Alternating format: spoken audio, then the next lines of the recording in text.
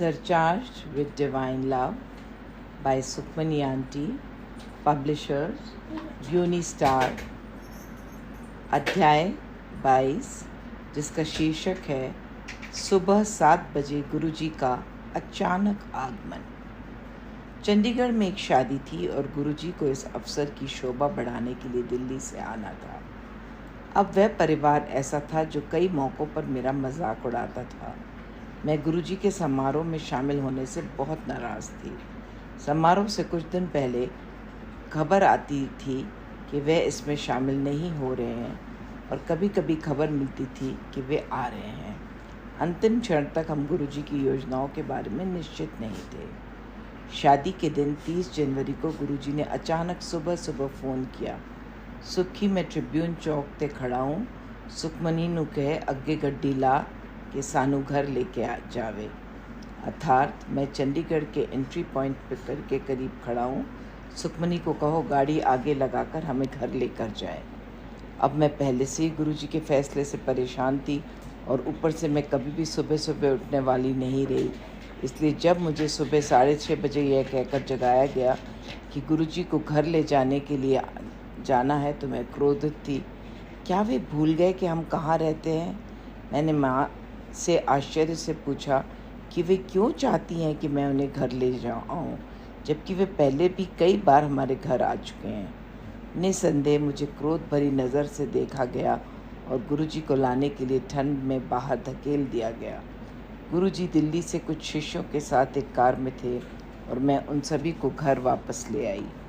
जैसे ही गुरुजी ने हमारे घर में प्रवेश किया, दीवारों पर लगी सभी तस्वीरें, ज़्यादातर गुरुजी और शिवजी की, में आँखें और होंठ हिलते हुए दिखे।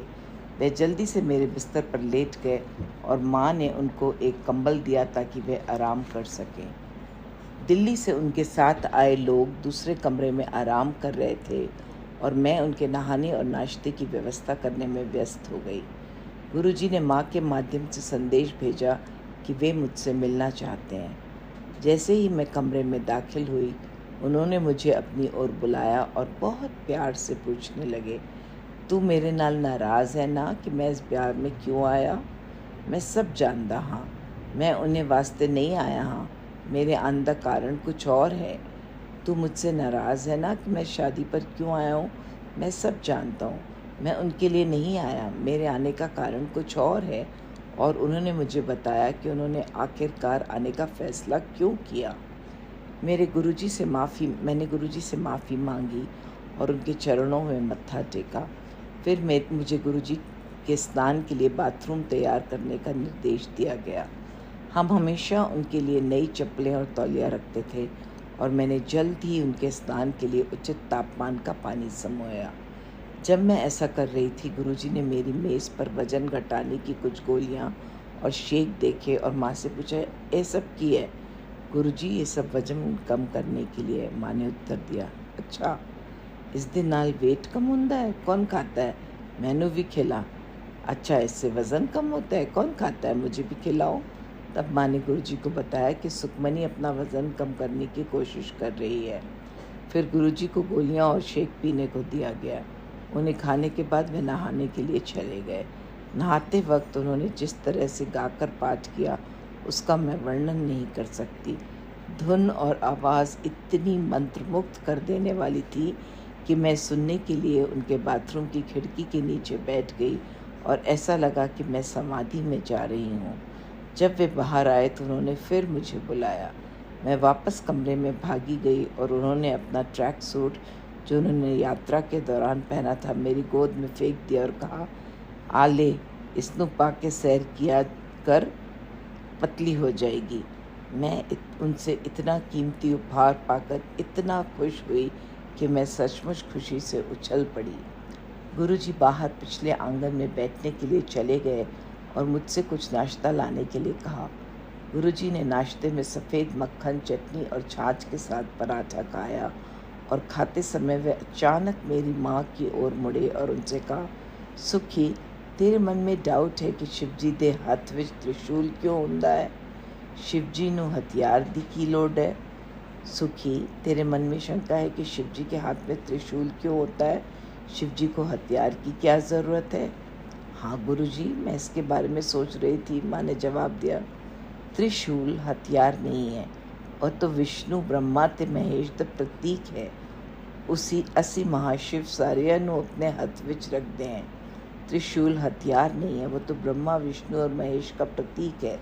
मैं महाशिव सारों को अपने हाथ में रखता हूँ। मैंने तुरंत हस्तक्षेप किया और गुरुजी से शिव और महाशिव के बीच का अंतर पूछा। मैंने उनसे पूछा कि क्या शिव और महाशिव अलग अलग हैं?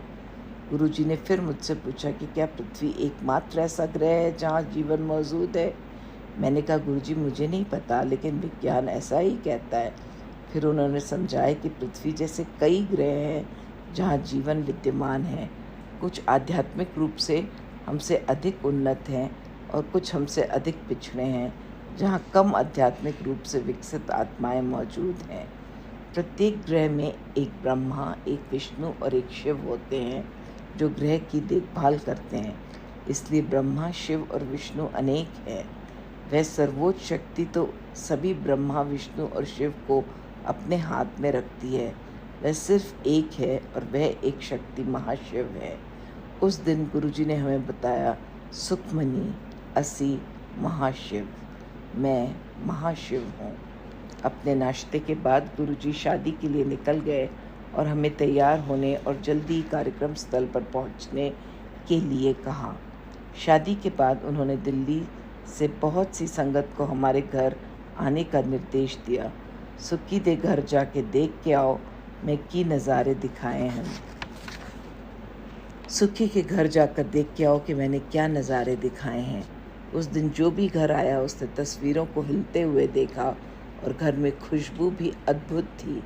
जिस बाथरूम में वे नहाए थे वह लगभग 3 सप्ताह तक सुगंधित रहा। दिल्ली लौटने के बाद गुरुजी ने घर पर फ़ोन किया और हमें अगले दिन दिल्ली आने का निर्देश दिया। हमें हमेशा सुबह 6 बजे चंडीगढ़ से चलकर और 11 बजे तक पहुंचने के लिए कहा गया था। मुझे सख्त हिदायत दी गई कि मैं मैकडॉनल्ड्स से बर्गर लेने के लिए रास्ते में ना रुकूं। गड्डी रोकनी नहीं है, सीधे मेरे कोल आना है। सुखमनी, तू बर्गर ना खाया कर। चूँकि उन्होंने कार ना रोकने का निर्देश दिया था, इसलिए मैंने मैकडॉनल्ड्स के ड्राइव थ्रू में जाने और कार को रोके बिना अपना बर्गर लेने का फ़ैसला किया। इस तरह मैं उनकी इच्छाओं को पूरा करने के साथ साथ अपना बर्गर भी लेने के मामले में ज़रूरत से ज़्यादा होशियार हो रही थी। जैसे ही हम एम्पायर स्टेट में गुरुजी के पास पहुँचे, उन्होंने हमें अपने कमरे के अंदर बुलाया। फिर उन्होंने हमसे कहा, जो सब तू वज़न घटाने के लिए खा रही है ना, वो हेल्थ के लिए बहुत ख़राब है। उस दिन नाल किडनियाँ फेल हो जानी थी। मैं वो सब खा के उस दिन सारा असर अपने उत्ते ले लेता सी। हुन जाके वो सब कचरे विच सट दे। जो सब तू वज़न घटाने के लिए खा रही है वो सेहत के लिए बहुत ख़राब है। उसके साथ किडनियाँ फेल हो जाएंगी। मैंने वो सब खाकर उस दिन सारा असर अपने ऊपर ले लिया। अब जाके वो सब कचरे में फेंक दे। वज़न कम करने के लिए हमेशा प्राकृतिक चीज़ खाया करो और सैर किया करो। अब सब अप्राकृतिक चीज़ें सेहत के लिए ख़राब होती हैं। सुखमनी, तू रास्ते विच कितने बर्गर खाने? मैं संकोचवश उनसे कहती कि मैंने केवल एक ही खाया है, और फिर वे मुझसे कहते थे कि मैं इन्हें ना खाऊं क्योंकि ये मेरे लिए अच्छे नहीं हैं। गुरुजी की महासमाधि के कई वर्षों बाद मुझे समझ आया कि वे मुझे फ़ास्ट फूड खाने से क्यों रोक रहे थे। मैं बीमार पड़ गई और पता चला कि बीमारी का कारण बहुत अधिक जंक फूड